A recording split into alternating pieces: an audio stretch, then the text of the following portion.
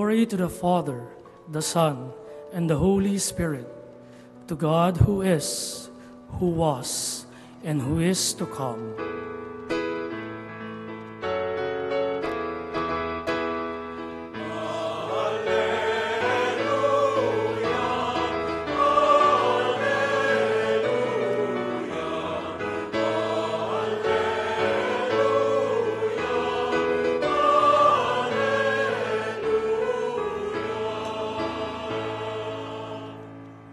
The Lord be with you. And with your spirit. A reading from the Holy Gospel according to John. Glory to you, O Lord. Jesus said to his disciples, I have much more to tell you, but you cannot bear it now. But when he comes, the Spirit of truth, he will guide you to all truth. He will not speak on his own, but he will speak what he hears, and will declare to you the things that are coming. He will glorify me, because he will take from what is mine and declare it to you. Everything that the Father has is mine. For this reason I told you that he will take from what is mine and declare it to you. The Gospel of the Lord.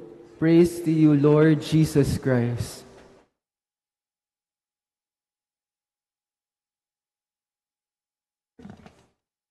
Magandang hapon po sa ating lahat. May kasabihan daw po tayo sa Ingles na all good things come in three. Ang mga magagandang bagay dumarating kapag tatlo. Kaya siguro po, perhaps some of those present here na mga nanligaw dati, kapag nagbigay kayo ng rosas, ilan bang rosas yung binibigay? Kadalasan, 3. Or kapag daw bibigyan ka ng wishes ng genie na pinalaya mo, ilang wishes daw ibibigay niya? Sabi sa movies, 3. O kapag nagbilang tayo in a race, bago ka magsabi ng go, sasabihin mo muna 1, 2, 3, go. All good things come in 3. And even in numerology, it represents something that is full. Sinasabi ho dyan, all is given. Whenever we mention 3, it means all is given. Why? Because it speaks about the beginning, it speaks about the middle, and speaks about the end. All is given. And it is also representative of our life. Yung tatlong yugto or stages of our life. We were born, the first part. We live our life, and later on, we die.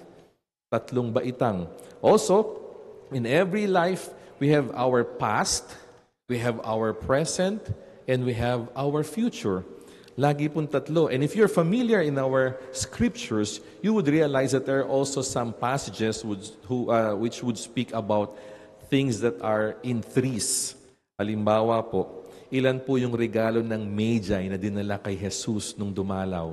3. 3 gifts of the Magi.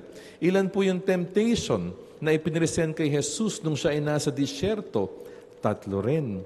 Or ilan po bang beses i-deny ni Saint Peter si Jesus? 3. How many crosses were there in Golgotha or Calvary? 3 crosses. And even in the core of our faith, makikita po yan sa ating doctrine. And today, we are celebrating the solemnity of the Most Holy Trinity. And we know, dapat po hindi ho tayo nalilito dito. Ilang Diyos ho ba meron tayo? 1, 2, or 3? Isa lang. Pero, the Father is different from the Son and different from the Spirit. Magkakaibang persona, pero iisang Diyos. Minsan po, ito yung isang Sunday na parang kung pwede mong iwasang mag-preach, ito po yun. Because you will be talking about the Trinity and who could explain the Trinity well. Hindi naman ho natin kaya explain. Pero ang tanong po, does God expect us to understand the Trinity? Ine-expect ho ba ng Diyos na as Christians, as followers, kailangan na iintindihan mo yung kabuuan ng Santatlo o ng Diyos as a Trinity? Possibly hindi. What God is asking us is to accept it and to love Him back. So, siguro po, yun yung isang hamon sa atin ngayon. When God revealed Himself to us, hindi po biglaan. Remember, in the Old Testament, it was the Father who would speak to Abraham. It was the Father who spoke to Moses. It was Yahweh who spoke to the prophets and the kings. It was the Father doing His job, sabi, nakikipag-usap sa Old Testament. It was the Father who created us. But in the New Testament, it was the time of the Son, second person of the Trinity. It was the Son who revealed to us who the Father is, who God is as a Father. It was Jesus, the Son, the second person, who taught us how to live a good life, who showed us the way to our salvation. And when He ascended into heaven, ano pong ginawa Niya? Ito, pinapadala yung pangatlong persona ng Santatlo, the Holy Spirit guiding us and sanctifying us. And so all is given, all has been revealed from the Father to the Son until the Holy Spirit. Now we have the Trinity. Pero kahit po ni-reveal na yung kanilang pagkatao, alam natin, mahirap intindihin. And who could understand their Trinity?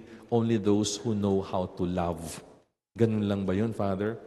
Madaling maintindihan yung banal na santatlo kung ikaw ay umiibig? Yes, it's simply because in the Gospel according to John, He described God as love. And only a loving person could understand what love is. Kapag ka po kayo mapagmahal, mapagpatawad, mapag-unawa, madali niyo pong mararamdaman yung presensya ng Diyos sa buhay ninyo. Pero kung kayo ay taong laging galit, may puot sa puso, madamot, mapanghusga, minsan hinahanap, where is God? Because you do not know how to love, that's why you cannot feel the presence of God within you. And so if we are to remember something in our celebration, and that is the Trinity is a communion of loving persons. Isa pong komunidad ng nagmamahalan. The Father is the giver of love, the lover. The Son is the recipient of love, the beloved. And the love between them is the Holy Spirit. Ganon daw po yung maganda explanation. May isang nagbibigay ng pagmamahal, may isang tumatanggap ng pagmamahal, at yung pagmamahal dumabalot sa kanila ay yung banal na Espiritu. And so, meron nga pong mga attempts, yung mga ibang famous saints in the past that would describe what a Trinity is. Halimbawa po, si Saint Ignatius of Loyola. Saint Ignatius described Trinity like a guitar. Sabi niya, the guitar is Christ.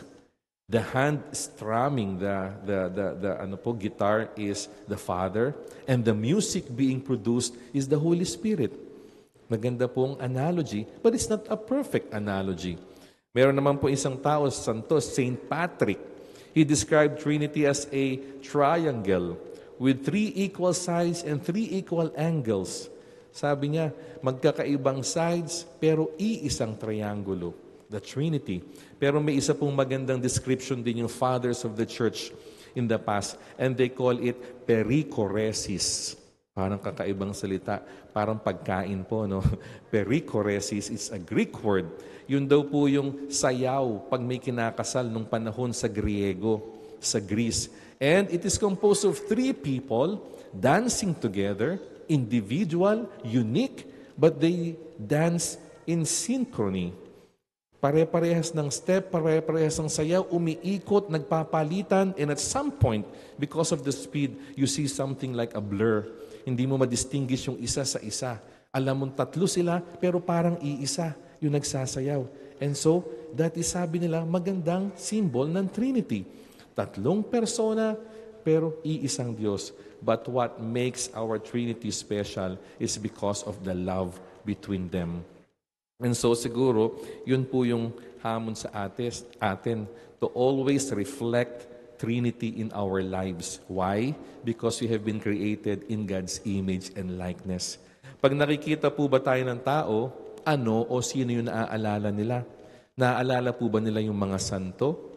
Naaalala po ba nila yung kabutihan ng Diyos? O baka may nakikitang sungay at buntot sa atin?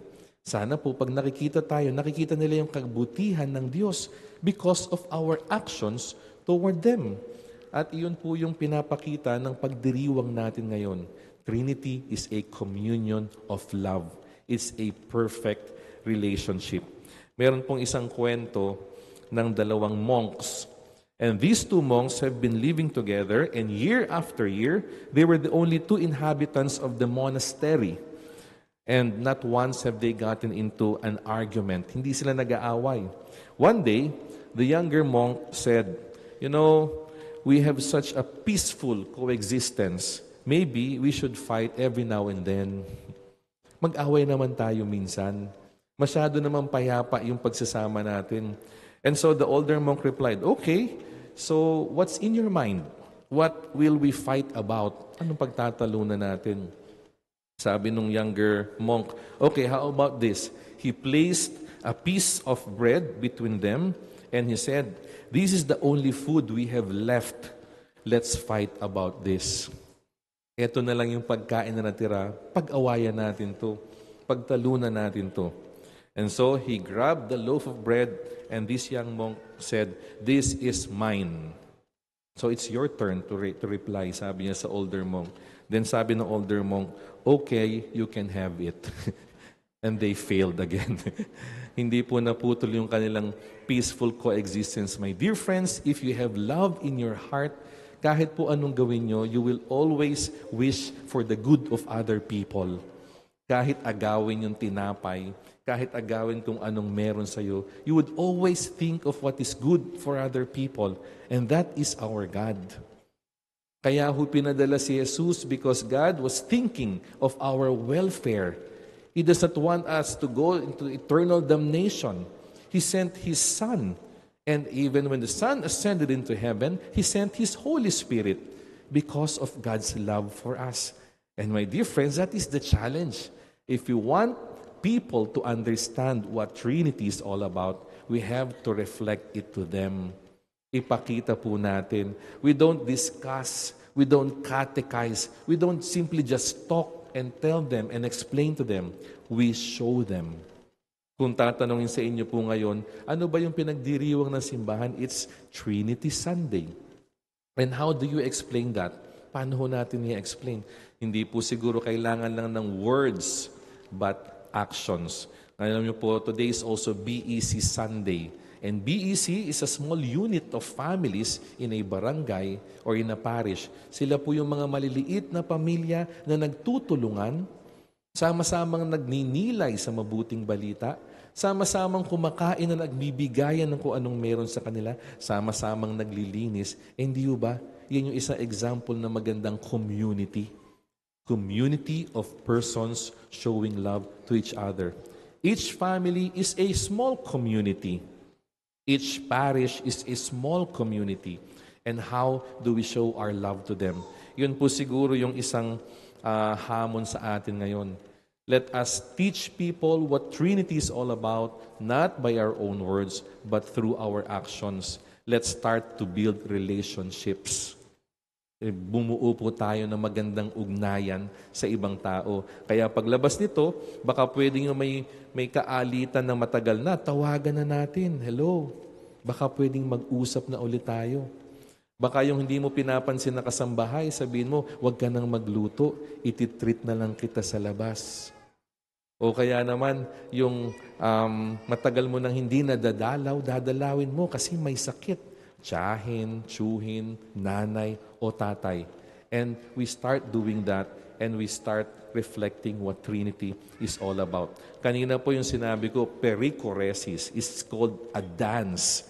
And Trinity is like a divine dance of love. Ang ganda po, pagsayaw na sabay-sabay. Kung nasa ng ama, nandun yung dalawa. Kung nasa yung anak, kasabay yung dalawa. Kung nasan yung Espiritu Santo, kapiling yung dalawa. Makipag-participate po tayo sa divine dance of love. Sumayaw sa tugtugin ng pag-ibig ng Diyos. At ito po yung baunin natin sa ating pag-uwi. May you and I be touched by our Lord so that as we communicate and deal with other people, ay papakita po natin pagmamahal. Kasi una sa lahat, naramdaman natin ang pagmamahal ng Diyos sa ating lahat. Sana po hipuin ng Diyos yung puso natin para po ipapakita natin ay magandang ugnayan, bumubuo ng relasyon at hindi po sumisira. Kahit po minsan mas madaling sumira ng relasyon. Pero ang hamon po sa atin, buuin ang magandang ugnayan magsimula sa pamilya hanggang sa ating lipunan. Amen.